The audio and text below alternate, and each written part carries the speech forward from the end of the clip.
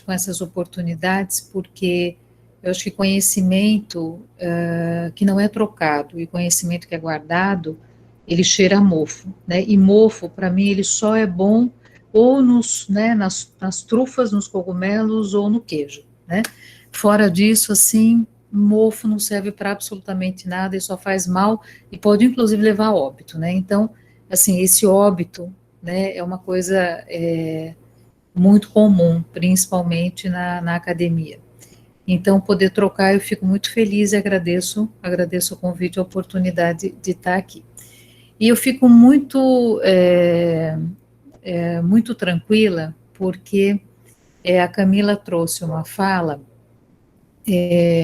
assim, toda organizada, né, e onde ela trouxe os conteúdos arrumadinhos. E a minha função aqui, ela vai ser uma função de provocá-los, né, para que a gente possa tá conversando um pouquinho.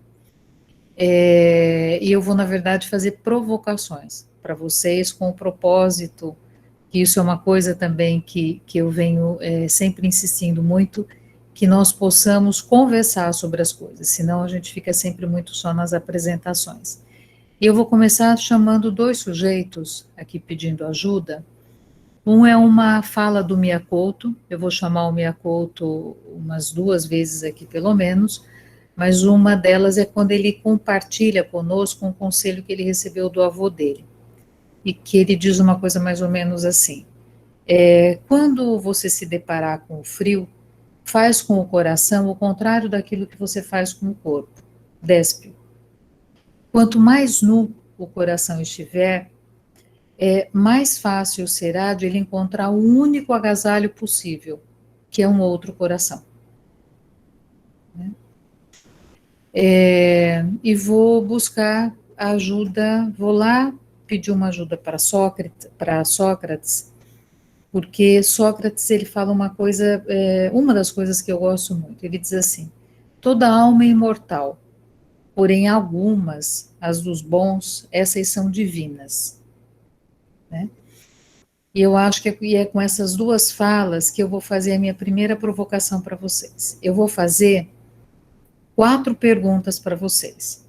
E eu gostaria que vocês pensassem, eu vou fazer pergunta, vou dar uns minutinhos para a resposta, vou fazer pergunta, 4 perguntas. Eu gostaria que vocês pudessem pensar e ficar com a resposta, tá? O que é a vida?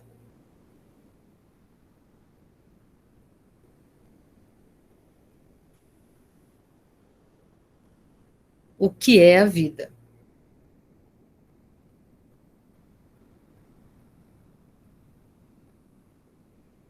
O que é a vida?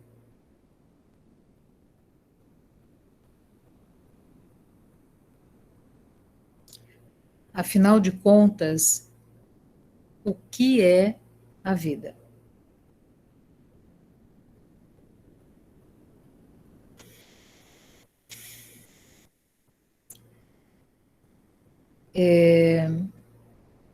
Eu acho que é muito difícil de responder essa pergunta, né? Eu vou tentar sair dos sintomas e vou tentar me aproximar com as provocações das causas das coisas, um pouquinho, né?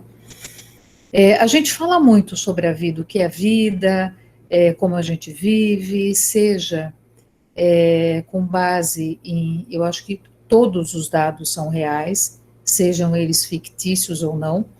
Eu não sei se vocês lembram-se de um programa de uns anos atrás que se chamava Second Life, que era um programa muito interessante, que era um programa onde você criava uma vida, criava uma história, criava relações, enfim, você criava um personagem, né, um avatar, e a partir dali você se desenvolvia, né? E o Second Life, ele teve um problema, porque ele até era um instrumento interessante de trabalho, né, para a gente poder analisar. E ele poderia ser um canal interessante, mas começou-se a ter venda de substâncias e começou-se a ter, enfim, tráficos, e ele virou mercadoria, e no momento que ele vira mercadoria, o Second Life declina. Parece-me que ele ainda existe, mas não sei, enfim, até a Polícia Federal entrou dentro do Second Life, então foi uma confusão, né?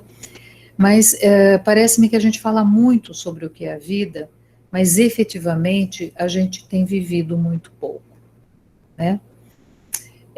A vida pode ser um instante, a vida pode ser, eu não vou me atrever, né, com as definições que vocês deram de vida, mas a vida talvez, o pensar na vida seja como, é um burilamento, né?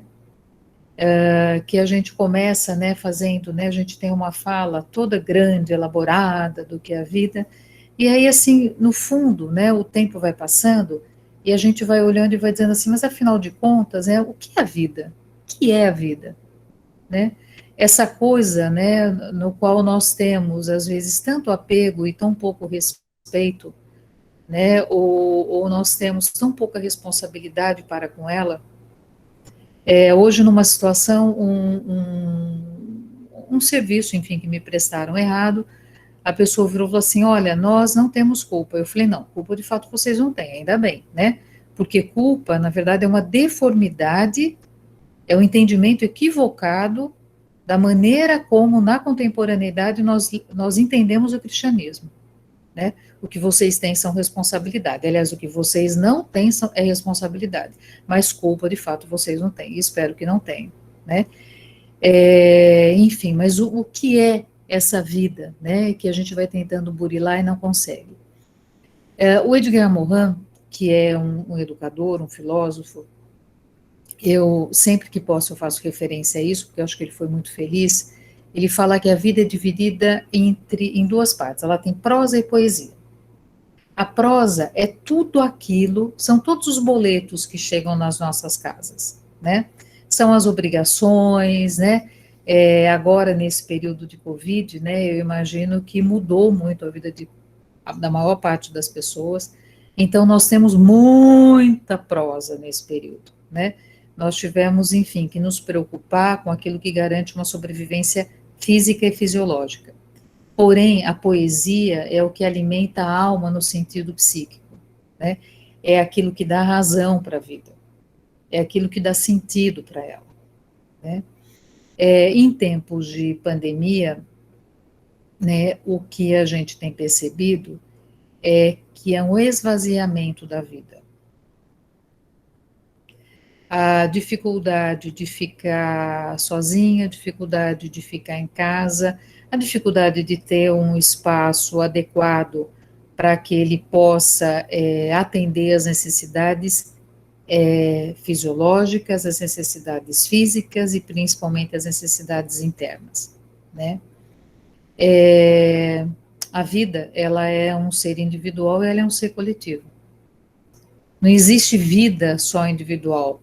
Nós nos fazemos no coletivo e nós somos indivíduo.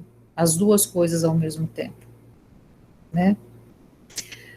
Bom, se a gente pensa um pouco o que é a vida, eu vou precisar pensar um pouco, afinal de contas, o que é o suicídio.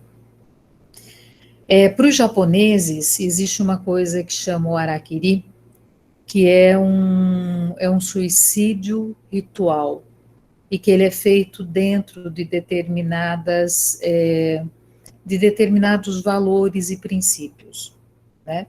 Então, o harakiri, quando ele é feito a partir desses valores, a partir desses princípios, e ele é honra, né? Porque aquilo está embasado numa vida que teve uma sensação de completude. O Spinoza, ele fala que a servidão extrema, a melancolia, ela leva psicologicamente ao suicídio, né? E que essa é talvez a patologia, né? Ele já dizia que era a patologia social dos nossos tempos, lá, né? E talvez ela continue sendo, né? Porque hoje ela é o retrato, né? A angústia, a melancolia, a dificuldade de lidar com as frustrações, elas levam de fato a esse esvaziamento, né? E é uma maneira muito imediata de resolução dos conflitos e às vezes até de resolução de conflitos que a gente não conhece. Eu não sei se vocês se lembram, há alguns anos atrás, há uns bons anos atrás, aqui acho que é Abunã com Guanabara, um sujeito subiu numa rede de TV e ele ficou durante 10 horas dizendo que ia pular da rede. Ele ficou durante 10 horas. E ele, né, e naquela história, enfim, e o tempo inteiro as pessoas ficavam dizendo, os bombeiros, né, as ajudas que foram oferecidas, eu conheço pessoas profissionais adequados que foram oferecer ajuda, elas foram rejeitadas, mas eles ficaram tentando tirar o rapaz lá de dentro, lá de cima da torre. Em momento nenhum, né, as pessoas tentaram talvez compreender, eu estou dizendo em momento nenhum, né, estou generalizando obviamente, mas o mote era fazer com que o rapaz descesse, né, mas talvez não tenha havido um entendimento do que alguém fica durante 10 horas pendurada numa torre e não se joga, né, será que essa pessoa queria cometer suicídio, né? E aí eu acho que uma série de reflexões aí que a Camila trouxe, né, para a gente em relação a lidar com as redes sociais, quando, né, nós reproduzimos uma matéria, uma informação, o que é que isso representa. Mas, enfim, o rapaz ficou ali até que 10 horas depois de uma chuva muito forte, ele saltou, né. Eu acho que nós temos que considerar um suicídio explícito, que é esse suicídio que nós estamos falando, e tem um suicídio que é um suicídio branco, que é o suicídio da alma. Esse suicídio é o suicídio que faz com que os consultórios psiquiátricos, né, eles estejam cada vez mais, é verdade, as pessoas gritavam para ele se jogar, né, eu vi aqui agora escrito, né, as pessoas gritavam, e aí é óbvio que se nós fôssemos pensar, né, por que é que as pessoas gritavam para ele saltar, né, não vou entrar nessa questão nesse momento, mas tem outro suicídio, que é o suicídio da alma, é o suicídio daquilo que dá razão para a vida. E esse suicídio, normalmente, nós não vemos, nós sentimos. Nós sentimos através das relações, das agressões, das violências, dos abusos, né, do tipo de vida que nós temos tido, né?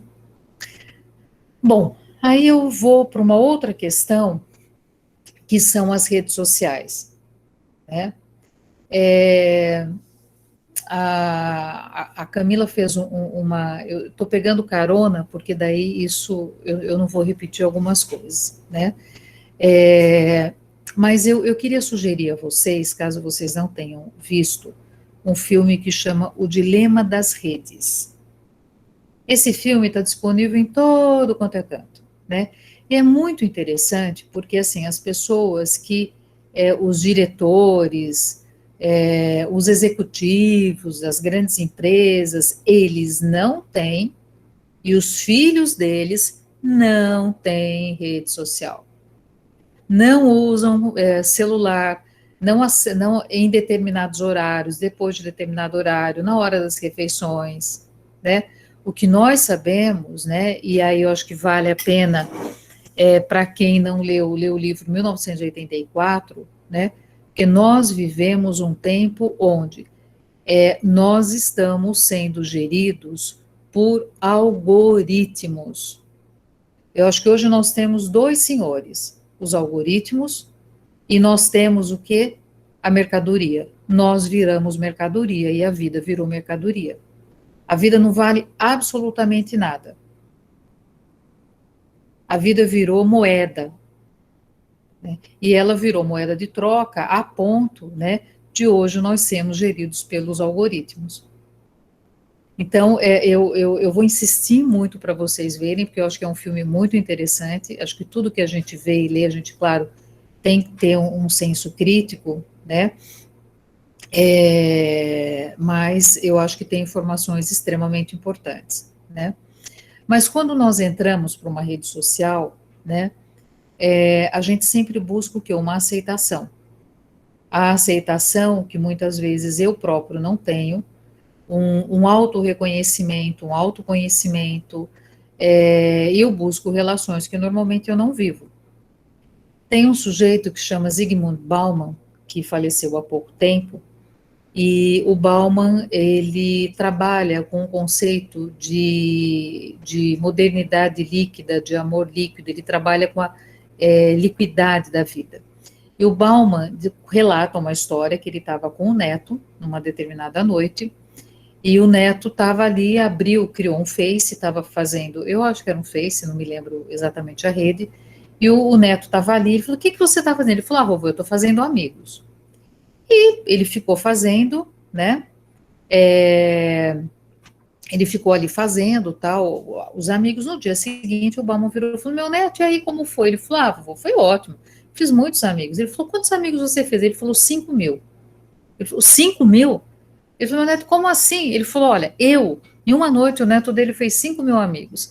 Ele falou, a minha vida inteira, e o Bauman já era velhinho, quando ele conta essa história, ele falou assim, eu não tenho 50 amigos. Eu não tenho 50 amigos.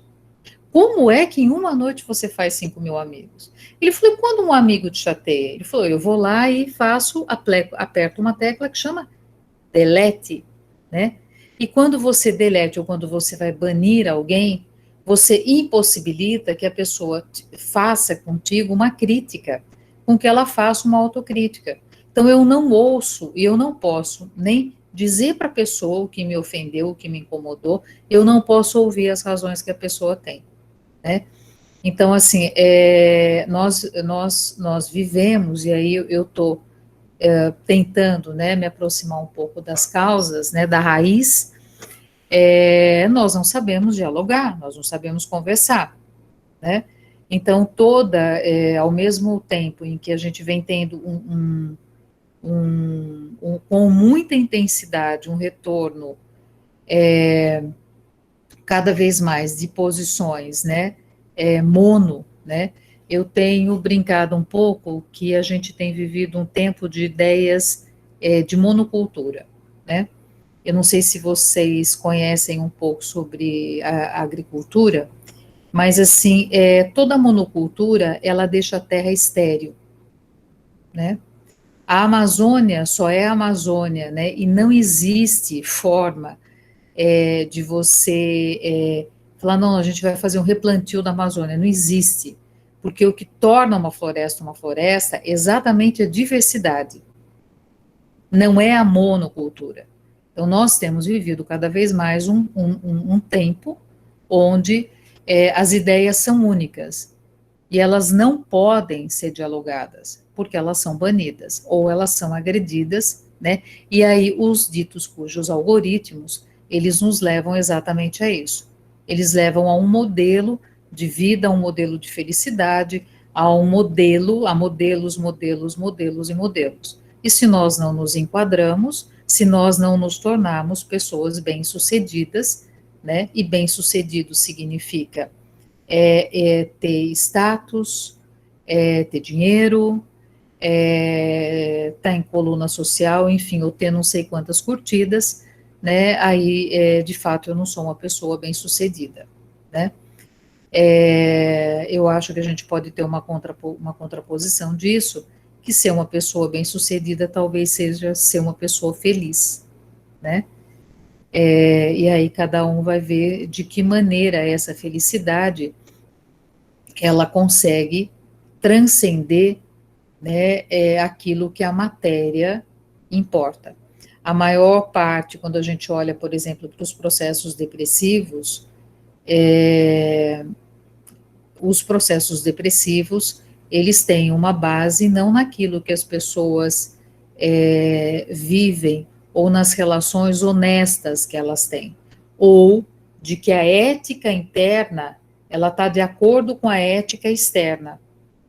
Quando eu tenho essa harmonia, eu vou ter uma vida menos angustiante, menos depressiva, né? Bom, e aí eu queria, né, tem uma analogia que eu gosto muito de fazer, que é a analogia do algodão doce, né? Quando a gente olha para o algodão doce, assim, o tipo de vida que a gente tem vivido é uma vida meia de algodão doce, né? O algodão doce é muito legal, né? Porque você compra um negócio desse tamanho. Aí você bota na boca, aquele negócio faz assim, plum, ele seca. Ele só parece que é muito, mas é pequenininho, pequenininho, pequenininho. As redes sociais, elas são um pacote de algodão doce. Quando a gente espreme, né, sobra muito pouco, porque nós transferimos para ela aquilo que é a nossa incompetência, aquilo que é a nossa incapacidade, aquilo que é a nossa impotência não consegue fazer. E nós temos, e claro, uma dificuldade que a gente vive em função das redes sociais, ao invés de colocá-la a nosso serviço, né?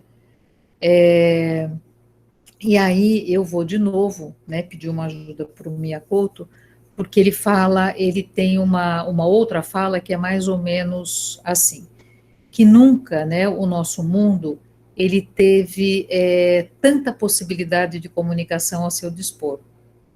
E nunca a nossa solidão, ela foi uma coisa tão dramática, que nunca nós tivemos, assim, tantas estradas, tantas rotas aéreas, e nunca nós nos visitamos tão pouco, né? Então, nós temos muito de tudo, nós precisamos ter muito, e, no entanto, nós não temos nada. Eu, eu, eu acho que eu não vou conseguir falar, mas eu queria fazer referência a um filme para vocês, que chama As Tartarugas Podem Voar.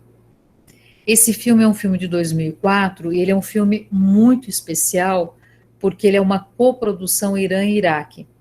E ele faz referência a um campo de refugiados, e nesse campo de refugiados, é um campo de refugiados basicamente de crianças. E tem uma criança que chama Parabólico, acho que é Parabólico é o nome dele, agora esqueci, acho que é Parabólico o nome dele, e ele não é Parabólico, mas é um nome assim.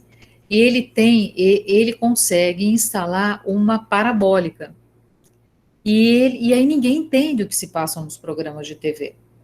Então, a relação do campo de refugiados com o mundo externo se dá através desse garoto, né?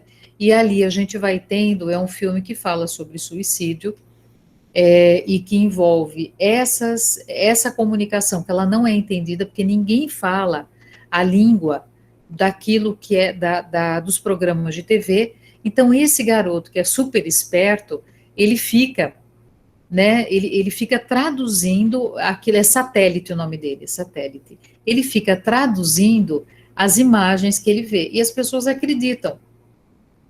Então, é muito interessante porque é uma das experiências que nós temos em rede social, né?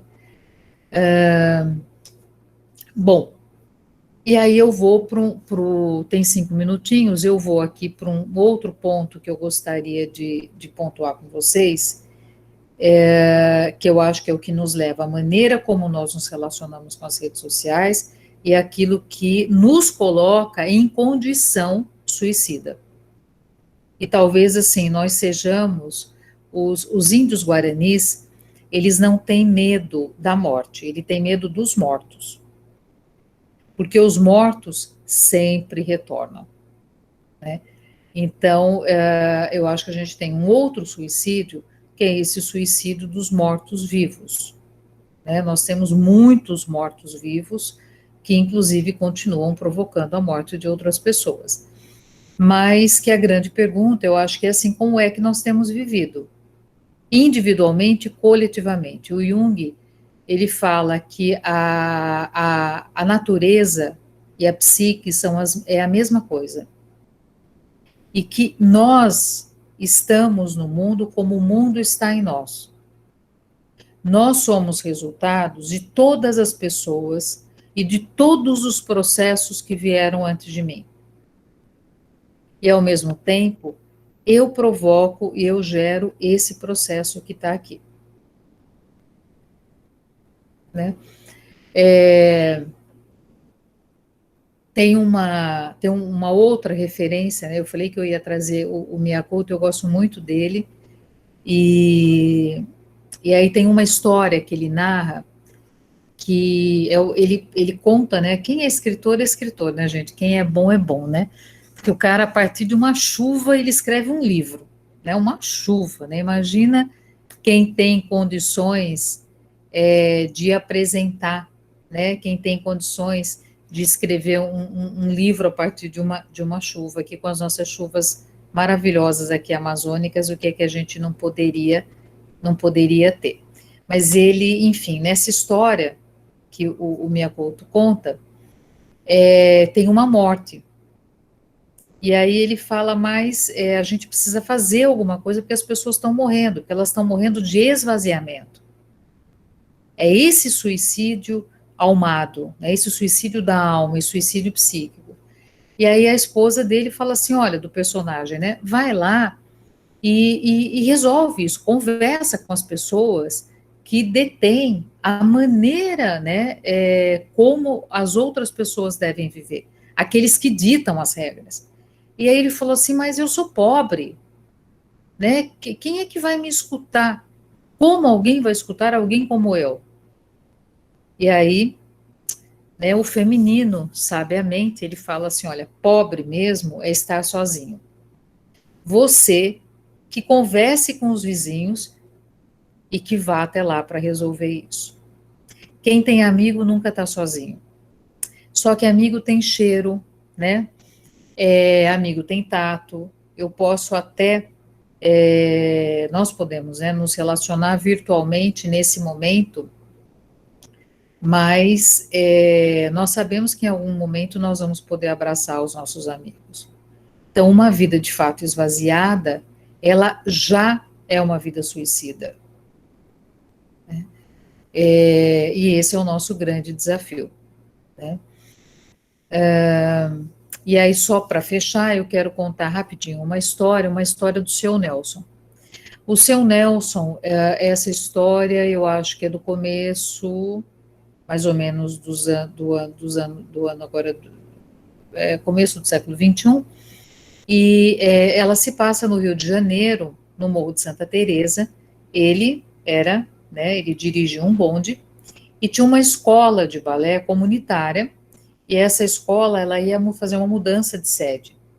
E ela ia fazer a mudança exatamente porque ela tinha ganho um processo, tal, não sei o que lá. Ela ia um projeto e ela ia criar uma orquestra também. E nesse processo de mudança, eles tinham um Fusca amarelo, a professora de balé, velho, e não cabiam as coisas.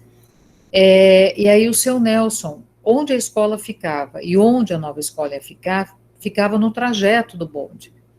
E o seu Nelson pediu para que o pessoal, os alunos da escola, deixassem as caixas com a mudança da escola na porta, no ponto de ônibus. Então, quando as pessoas, no ponto do bonde, quando as pessoas iam subir ao bonde, ele pedia para que cada passageiro carregasse uma caixa. E assim foi feita toda a mudança da escola, né? O seu Nelson foi uma pessoa homenageada, né? A matéria que saiu no jornal recebeu o nome que contou a história dele, Prêmio à Teimosia, e 2 semanas depois da inauguração da nova escola, o seu Nelson sofreu um acidente de trabalho por falta de reparo no bonde que ele trabalhava, e ele morreu, né? Enfim, eu queria trazer um pouco essas provocações para vocês, né, para que nós pudéssemos conversar um pouco, né, sobre o que leva, principalmente esse esvaziamento, né, o que nos leva a não ter mais força para viver. Isso não é uma questão individual, isso é uma questão social, né, e eu penso que nós precisamos tratar dessa maneira. É claro que no momento em que eu tenho fulano, beltrano, ciclano, a gente tem que cuidar dessa pessoa. Mas o suicídio, ele é fruto da maneira como a nossa sociedade está estruturada. E dessa maneira, eu compreendo que todos nós somos responsáveis, né? Afinal de contas, como diz o poeta, né, não é possível ser feliz sozinho. É isso. Bora conversar.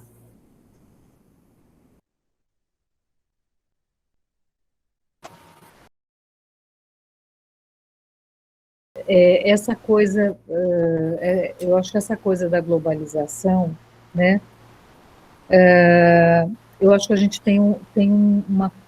nós temos uma questão, né, acho que o Brasil, ele nunca se reconheceu de fato como Latinoamérica, né, quando a gente passa pela América Central, né, é uma coisa tão interessante, porque a América Central não reconhece o Brasil como Latinoamérica. Tudo bem, os nossos países vizinhos não conseguem nos reconhecer, porque talvez nós continuemos vivendo dentro do colonialismo. Nós não conseguimos, né, acho que a gente precisa ler um pouquinho, né, do Darcy Ribeiro e o povo brasileiro, né, nós precisamos ler como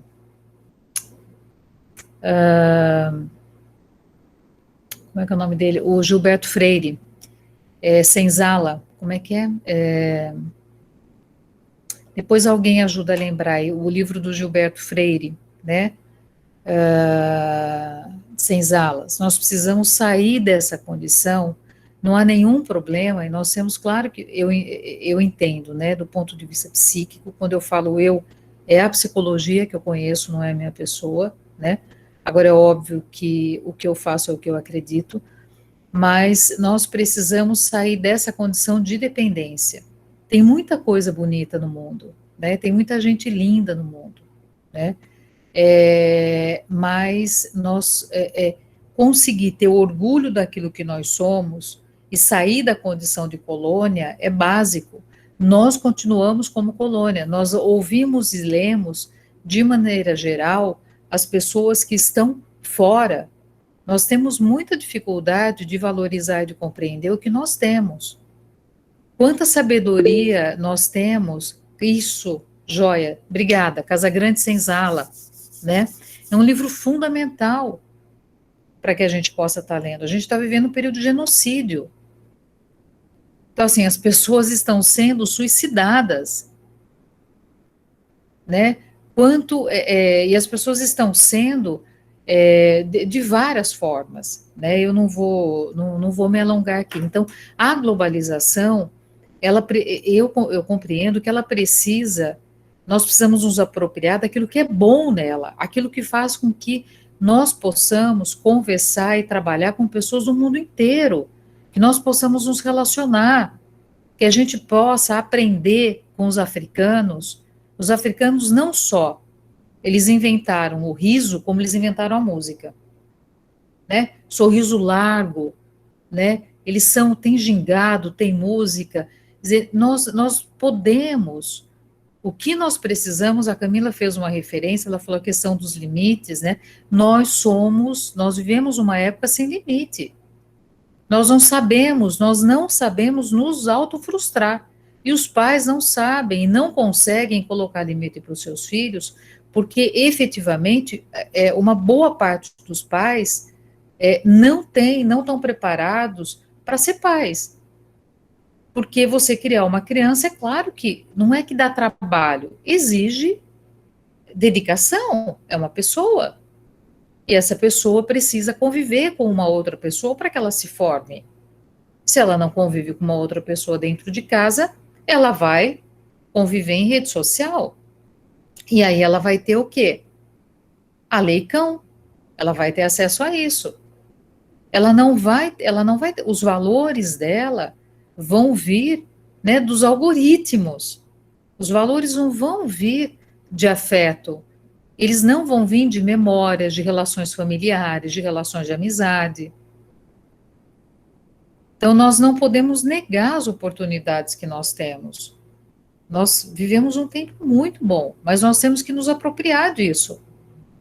E acho que essa é uma grande dificuldade, né? Inclusive de nós nos frustrarmos, né?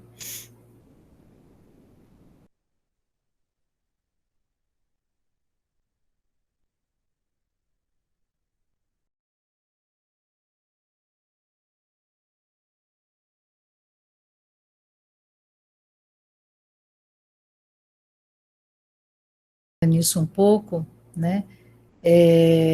Porque eu acho que nós temos, né, eu não sei se nós estamos nos dando conta, né, que nós precisamos rever a maneira como nós estamos vivendo, né.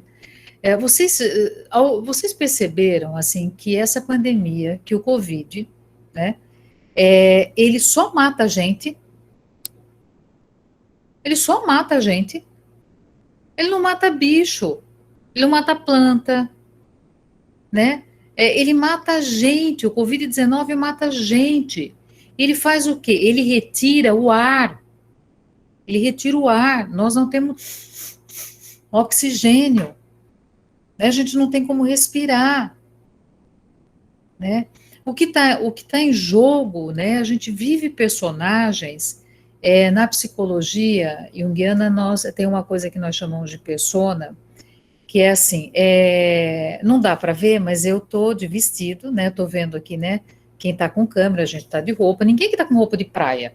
Pelo menos, se tiver, tá por baixo, né? Agora, nem esse horário eu acho que favorece muito. Mas por quê? Porque nós nos preparamos para sentar aqui e falar sobre um assunto extremamente importante, né?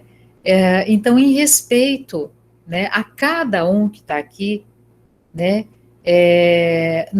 todos nós nos preparamos. Eu acredito que cada um que está aqui também se preparou para estar aqui de alguma maneira. Então, quando nós nos preparamos de um jeito diferente que se nós fôssemos para uma balada, né? Porque aqui tem uma adequação. Essa adequação, a maneira como nós nos apresentamos, é o que a gente chama de persona, né? É diferente se a gente estivesse, sei lá, numa padaria tomando um café, né? A gente já está dando risada, está brincando, provavelmente, sei lá, de bermuda, de shorts e tal, não sei, enfim, né? De um jeito mais relaxado. Então, a maneira como nós nos apresentamos, né? Todos os nossos referenciais, eles estão sendo perdidos. Então, assim, todo esse esforço, né, que a Camila mostrou para a gente aí no final da apresentação, foi muito legal, né, assim, a quantidade de possibilidades de recursos, né, de ajuda que se pode ter. Então, assim, a gente sabe que tem uma urgência e que, assim, tem pessoas que se dedicam a tentar atender essas urgências. Mas se nós não mudarmos os nossos valores e a maneira como nós estamos vivendo e colocar a tecnologia a nosso serviço, né, não vai funcionar, não vai funcionar.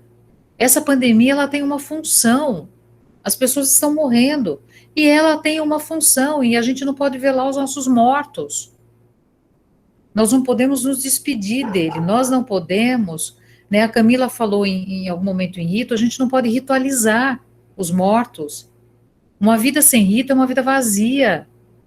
Nós temos rito para as coisas. Muito mal, né? Hoje os ritos assim estão bem discriminados, mas ainda temos alguns ritos. A gente tem resquícios de ritos, né, na nossa cultura. Mas a gente não está nem consciente, não pode nem chorar os mortos, coletivamente. Cada um chora na sua janela aqui, né? A gente chora aqui na janela, porque não pode nem dar um agarrão na pessoa que teve a perda. E nem dizer de fato, né, corporalmente, com afeto, com temperatura, o quanto a gente se ressente. Então, assim, nós estamos num processo, né, muito sério. É muito sério o que a gente está vivendo. Muito sério. Não, alguém colocou aqui no chat, eu não me lembro agora o nome, eu estava lendo, mas a pessoa falou da tecnologia, né, e que era para a gente trabalhar menos, e nós acabamos nos aprisionando.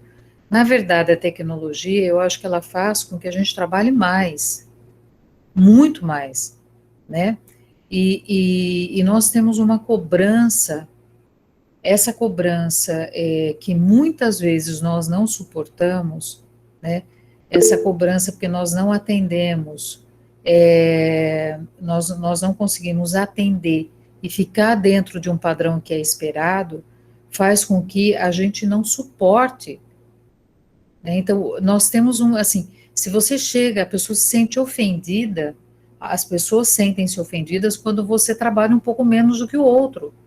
Quando você trabalha, na verdade, não é nem trabalhar, né? Porque quando a gente assiste um filme, a gente pensa, isso para mim é trabalho, né? Porque eu não entendo o trabalho, né, como mercadoria. E aí nós voltamos, né? Eu acho que cada vez mais o Paulo Freire, o educador brasileiro, ele dizia que nós temos que ser radicais sempre, porém jamais sectários, né? E acho que esse é um tempo de uma exigência de muita radicalidade, né? E até comentando sobre o Paulo Freire, eu acho que tem muitas coisas interessantes, né? Mas eu tenho um trabalho que é uma pesquisa de 30 anos. E nessa pesquisa, eu trabalhei o movimento da consciência em educadoras com as quais eu comecei a trabalhar quando elas eram adolescentes. E aí uma das coisas que foi a base desse trabalho, é claro, foi um trabalho paulo freiriano, e é um diálogo de Paulo Freire com a psicologia analítica. Ao longo desse trabalho, essas pessoas foram se fazendo em 30 anos. E a base do trabalho, né, era exatamente passava pelas relações e pelos valores. Todas as pessoas que participaram desse trabalho, que participaram dessa pesquisa, né, têm vidas absolutamente significadas, né? É claro que não é só por conta do trabalho, né? Essas pessoas fizeram por merecer, né? Óbvio, né? Mas é interessante como a base, né? São adolescentes de periferia, sem condições, que tinham parado de estudar, todas fizeram instituição pública, né? Fizeram universidade, mestrado, não, nem todas fizeram doutorado, mas com mestrado, doutorado, doutorado fora do Brasil, né? Enfim, e tem as suas vidas com significado, né? Então é muito interessante quando a gente olha as trajetórias, né? Porque essas trajetórias, elas também, elas trazem, elas vão dando dicas, né? Tem segredos. Uma vida sem sentido é uma vida de fato esvaziada, e ela vai se apegar em qualquer coisa. E qualquer coisa é qualquer coisa, né, gente? Qualquer coisa a gente está cheio, né?